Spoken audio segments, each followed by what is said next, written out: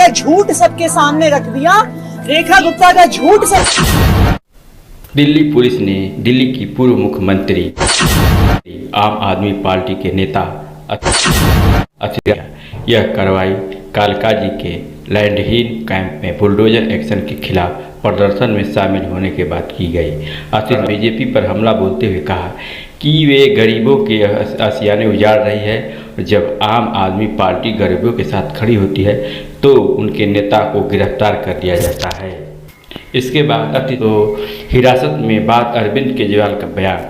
अरविंद केजरीवाल ने social media पर कहा कि बीजेपी सरकार पूरी दिल्ली में गरीबों के आशियाने को उजाड़ रही है। जब आम आदमी पार्टी गरीबों के साथ चलती है, अपनी आवाज़ उठाती है तो हमारे नेता गिरफ्तार कर लिए जाते हैं। आज जब नेता विपक्ष आतिशी ने आवाज़ उठाई, हिरासत में ले लिया गया। आतिशी के हिरासत की क्या पृष्ठभूमि है? आतिशी ने इस मामले से पहले बीजेपी पर हमला बोला था और कहा था कि विधानसभा चुनाव से पहले बीजेपी ने झुग्गी में रहने वालों को समर्थन दिया था कि उनकी सरकार बनने के बाद झुग्गी को मकान मिल जाएगा, लेकिन चुनाव के बाद अब झुग्गी झोपड़ी बन रही है। दिल्ली पुलिस ने हाल ही में अवैध रूप से रह रहे रोहिंग्या और बांग्लादेशियों के खिलाफ कार्रवाई शुरू की है, जिसमें झुग्गी झोपड़ियों में रहने वाले लोगों को दस्तावेजों की जाँच की जा रही है। आज भूमिहीन कैंप में खड़ी है और कल यहाँ पर बुलडोजर लेकर आने वाले हैं। तो सिर्फ झूठे वादे करती है।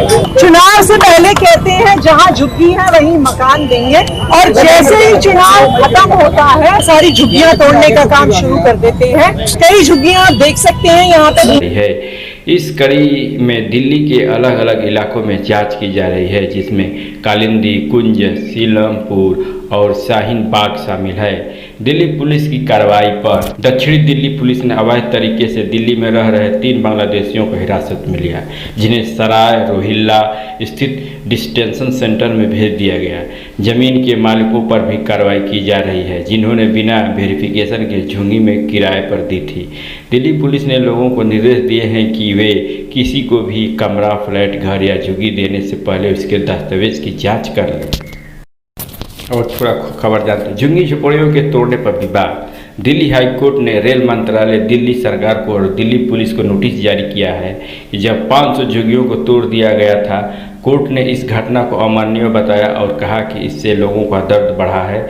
दिल्ली सरकार ने कहा है कि वह पीड़ितों को सेंटर दे रही है और दवाई, कपड़े और खाने की चीज़ें भी प्रदान कर रही है, क्योंकि ये कार्रवाई रोहिंग्या को रहने और बांग्लादेशी को रहने वाले लोगों पर कार्रवाई हो रही है, जो झुग्गी झोपड़ियों में आकर आए दिन रह रहे हैं। उनको निकालने की कोशिश हो जा रही है और झुग्गी झोपड़ियों की जगह जो है पक्के मकान बनाने की कोशिश किया जा रहा है, ताकि उन लोगों को पक्का छत दिया जा सके। तो ये यही मंशा है और इसीलिए हिरासत में ली गई आतिशी, पूर्व मुख्यमंत्री आतिशी को हिरासत में लिया गया। कारण यही था। तो ये जनता तय करेगी और अदालत तय करेगा कि आखिर ये इस मामले का क्या निस्तारण है, और दिल्ली सरकार तय करेगी। तो ये है आर्या मीडिया टीवी चैनल। मेरे चैनल को सब्सक्राइब करें, लाइक करें, हो सके तो शेयर भी करें। धन्यवाद।